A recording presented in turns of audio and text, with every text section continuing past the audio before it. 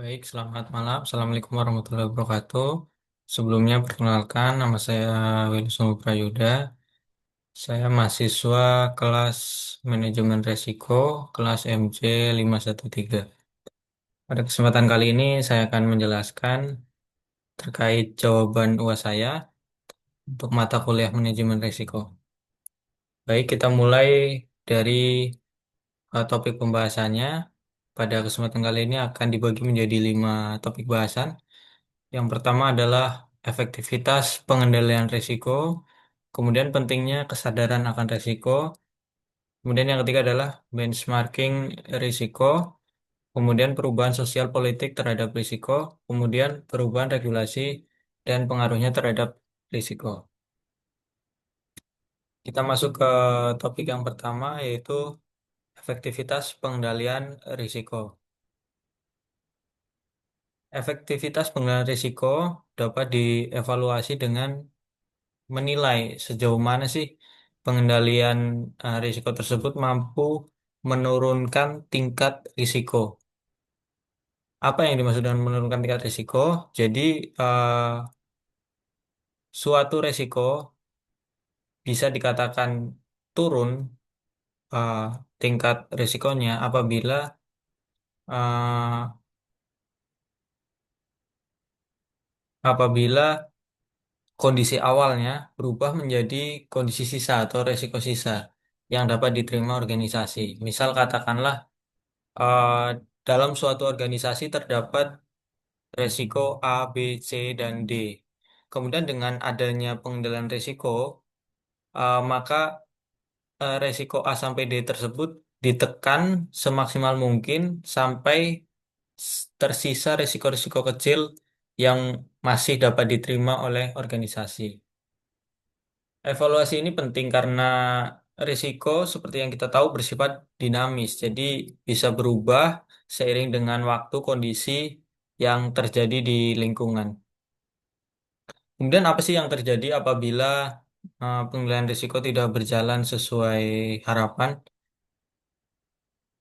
Jika pengendalian risiko tidak berjalan sesuai harapan, maka perusahaan itu dapat melakukan beberapa langkah. Yang pertama terkait dengan identifikasi dari akar masalah. Apa sih yang menyebabkan eh, pengendalian risiko tersebut tidak berjalan sesuai yang diharapkan? Permasalahannya berasal dari mana? Kemudian jika sudah eh, ketemu nih masalahnya apa terkait dengan hambatannya, maka perusahaan dapat menentukan langkah selanjutnya. Misalnya yang pertama dengan revisi kebijakan atau SOP. Nah, ini apabila ternyata dari masalah yang sudah diidentifikasi ketemu akar-akarnya yaitu ternyata kebijakan atau SOP dari perusahaan itu tidak bisa melingkupi dengan baik terkait dengan pengendalian resikonya, maka perlu direvisi terkait dengan kebijakan atau SOP tersebut.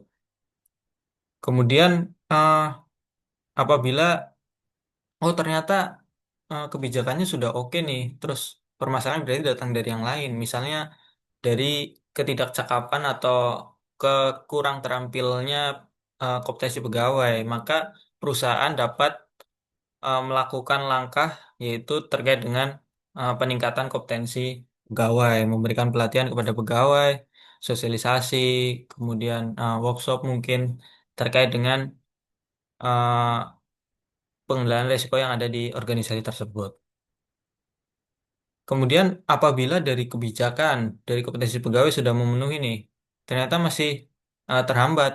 Nah, ternyata setelah diidentifikasi akar masalahnya dari unit pengendalian dari organisasi tersebut yang kurang kuat, maka perusahaan perlu meningkatkan mungkin meningkatkan terkait dengan kekuatan dari unit pengendalian yang ada di organisasi tersebut. Misalnya dengan memberikan pelatihan kepada pengurus-pengurus yang ada di unit pengendaliannya atau inspektoratnya seperti itu.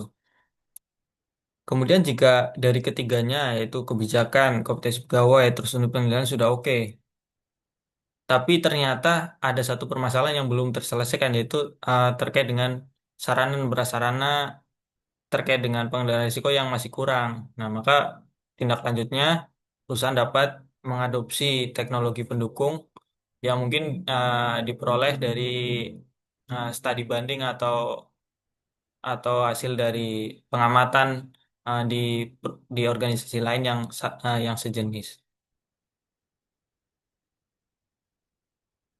Nah, kita masuk ke topik bahasan yang kedua yaitu terkait dengan pentingnya kesadaran risiko.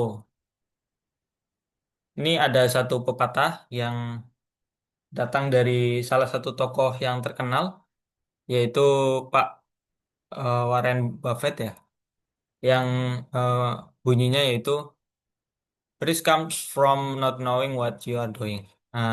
Resiko datang dari ketidaktahuan apa yang sedang kamu kerjakan. Ini maksudnya apa sih? Maksudnya eh, resiko itu berasal ketika kita sebagai pelaku di dalam sebuah organisasi, sebagai pengurus atau entah itu karyawan atau eh, pemimpinnya, itu tidak menyadari bahwa kita tuh sedang berbuat apa gitu dan resikonya apa. Nah, itulah yang resiko yang paling dasar yang bisa datang kepada organisasi. Kita lanjut. Nah, ini seperti yang sudah saya jelaskan tadi, sedang risiko merupakan hal yang paling dekat dengan aktivitas operasional sehari-hari pegawai. Tanpa kesadaran risiko, pengendalian yang dirancang dengan baik sekalipun berpotensi gagal. Jadi, eh, dari poin yang nomor satu tadi, misalnya dari SOP, dari kompetensi pegawai, dari pengendalian dan teknologi sudah eh, memenuhi, sudah cakap untuk menjalankan pengendalian risiko. Namun apabila elemen-elemen di organisasi tidak aware, tidak sadar terkait dengan risiko yang ada, maka keempat elemen tadi ya bisa dibilang uh, sia-sia atau pengendalian risiko yang dirancang ini uh, cenderung akan mengalami kegagalan.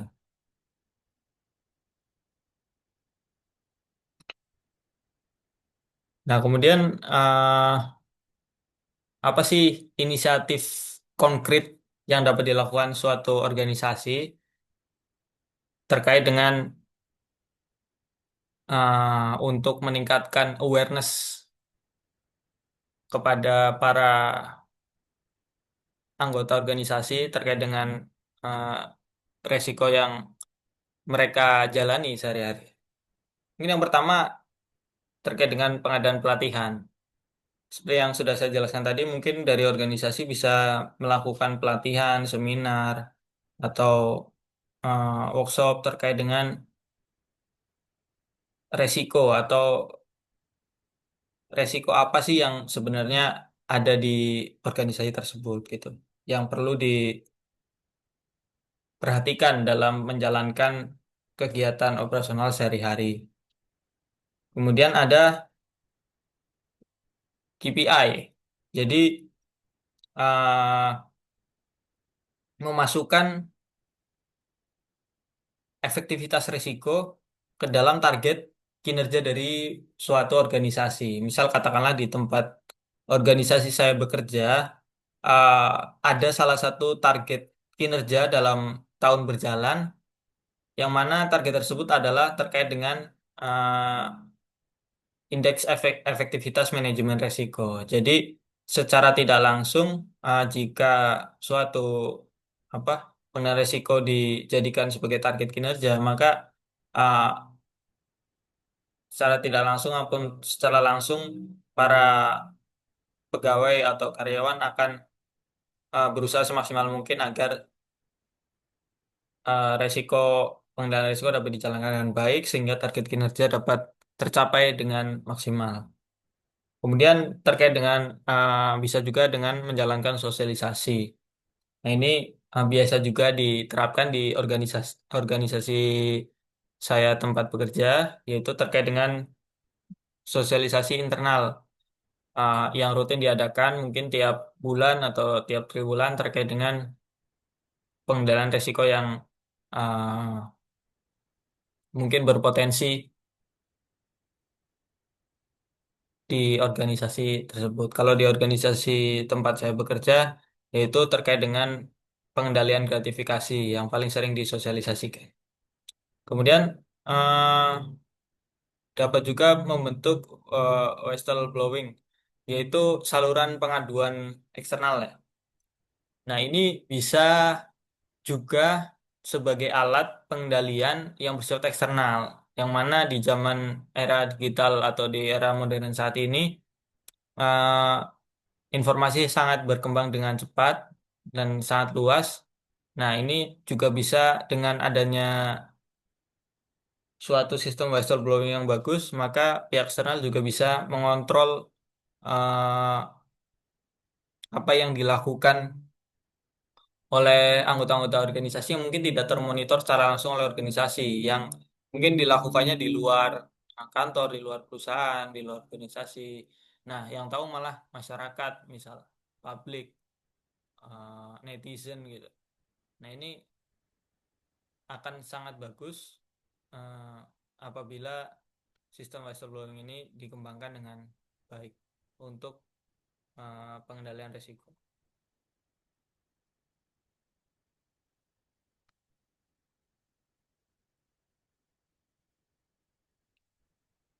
Kemudian kita masuk ke topik bahasan yang ketiga, yaitu terkait dengan benchmarking risiko.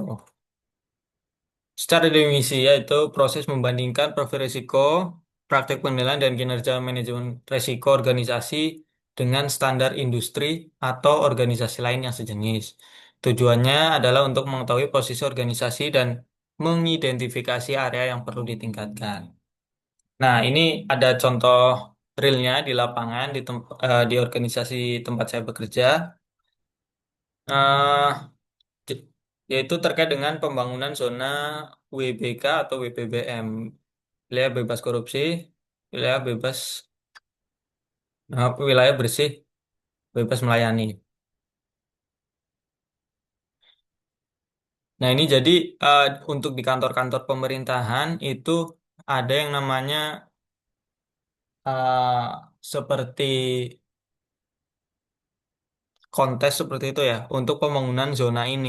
Nah, apa sih yang dimaksud dengan zona WBK, WBBM? Jadi suatu kantor eh, jika mereka bisa memenuhi suatu indikator-indikator tertentu, maka eh, mereka jika berhasil memenuhi indikator-indikator itu, maka akan mendapat predikat WBK atau WBBM. Nah, ini eh, merupakan salah satu contoh benchmarking yang ada di institusi pemerintah ya. Nah, kita juga bisa melakukan studi banding nih, misalnya kalau kantor kantor kita sedang proses untuk menuju zona WBK. Nah, misalnya kantor pemerintah yang lain yang ada di sekitar kita ada salah satu yang sudah eh, dapat predikat WBK. Nah, kita juga bisa studi banding ke kantor tersebut terkait dengan bagaimana sih cara mereka memenuhi kriteria-kriteria agar menjadi kantor dengan predikat WBK seperti itu.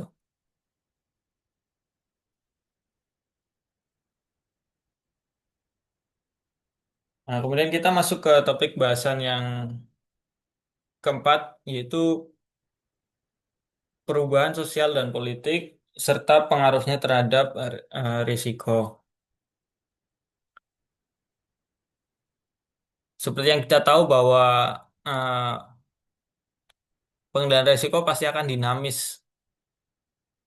sejalan dengan pengaruh yang ada di lingkungan. Salah satunya adalah pengaruh terkait dengan perubahan sosial politik. Nah, ini dapat perubahan perubahan ini dapat menjadi resiko non finansial ya, yang mungkin secara tidak langsung mempengaruhi ke keuangan atau ya, ke sektor keuangan perusahaan, cuma eh, akan mempengaruhi ke reputasi, kemudian keberlanjutan bisnis maupun operasional dari perusahaan gitu. Misalnya ketidakstabilan politik, isu sosial, boykot, perubahan nilai sosial. Nah, apa sih tindakan yang dapat diambil oleh organisasi apabila mereka menghadapi perubahan sosial politik yang mungkin berpengaruh terhadap eh, profil risiko yang ada di perusahaan gitu. Yang pertama, melakukan analisis pemangku kepentingan. Perusahaan itu dapat melakukan analisis ya secara mendalam dan menyeluruh terkait dengan apa yang sedang terjadi dan apa pengaruhnya dengan perusahaan, pihak-pihak mana yang terlibat dan terpengaruh terhadap permasalahan yang sedang terjadi gitu. Nah, kemudian perusahaan juga dapat menyusun komunikasi strategi komunikasi publik yang transparan dan menjalin hubungan baik dengan stakeholder. Nah, ini contohnya adalah di eh, Kementerian Keuangan di tempat saya bekerja ada yang namanya employee advokasi. Ini adalah suatu strategi untuk melakukan eh, komunikasi dengan publik khususnya melalui media sosial ya, di mana kita eh, memberikan atau men-share informasi-informasi yang tentunya informatif terkait dengan kinerja Kementerian Keuangan untuk dapat dilihat sebagai transparansi kinerja atau akuntabilitas untuk publik itu. Jadi publik bisa memantau, jadi kita bisa uh, publik juga bisa melihat dan mungkin memberikan masukan, saran, kritik yang membangun untuk organisasi seperti itu.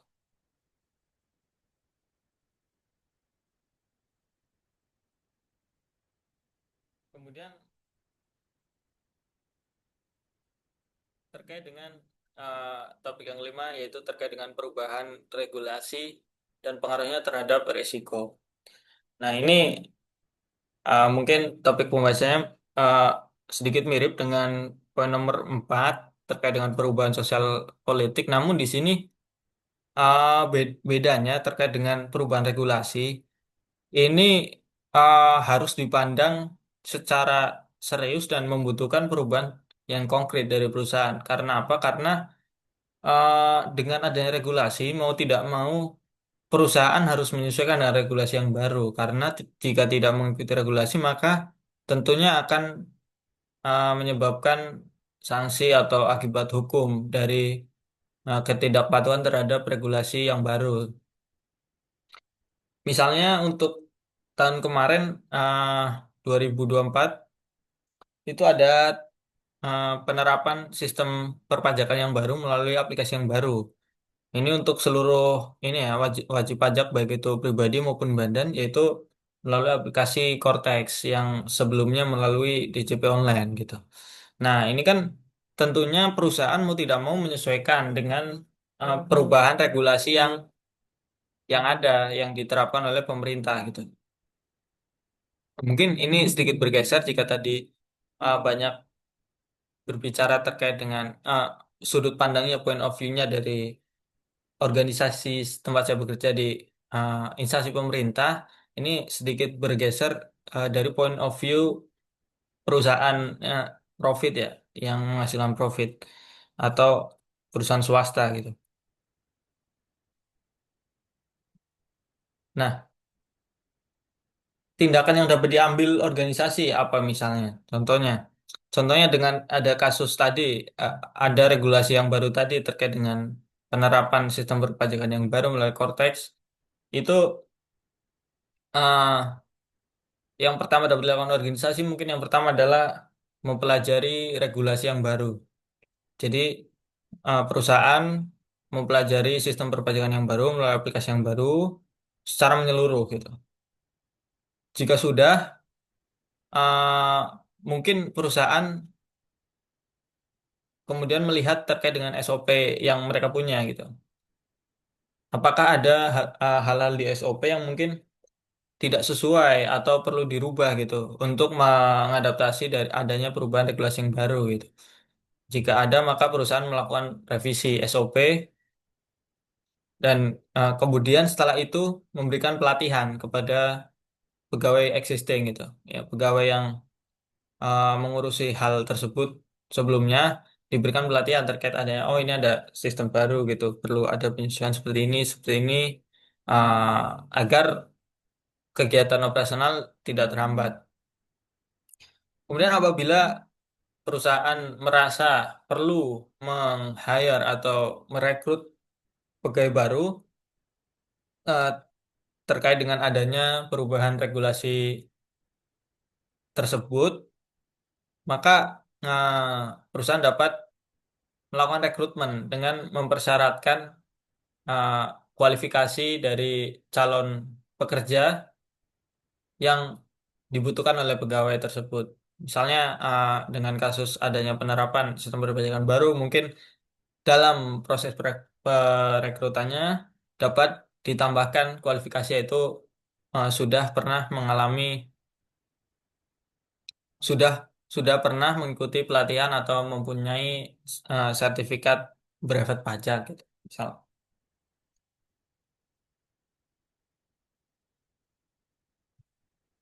Nah, mungkin itu yang dapat saya sampaikan. Namun sebelum saya tutup, mungkin saya akan sedikit bercerita terkait dengan resiko ya, khususnya di tempat saya bekerja, di mana di organisasi tempat saya bekerja terdapat budaya organisasi yang sangat kuat. Salah satunya yaitu terkait dengan integritas. Nah, ini sejalan dengan pembahasan kita di poin yang kedua tadi. Apa sih pentingnya kesadaran risiko dari uh, dari pegawai gitu, dari pegawai. Nah, ini tentunya sangat penting karena uh, suatu pengendalian risiko yang baik tidak akan berjalan jika karyawan-karyawan atau pegawai-pegawainya tidak berintegritas gitu. Jadi ini memang satu budaya yang sekarang sedang gencar diterapkan di organisasi kami dan akan mungkin terus berlanjut gitu. Mungkin yang menjadi landasan utama terkait dengan resiko menurut saya adalah uh, budaya integritas. Mungkin sekian dari saya, kurang lebih mohon maaf. Terima kasih. Assalamualaikum warahmatullahi wabarakatuh. Selamat malam.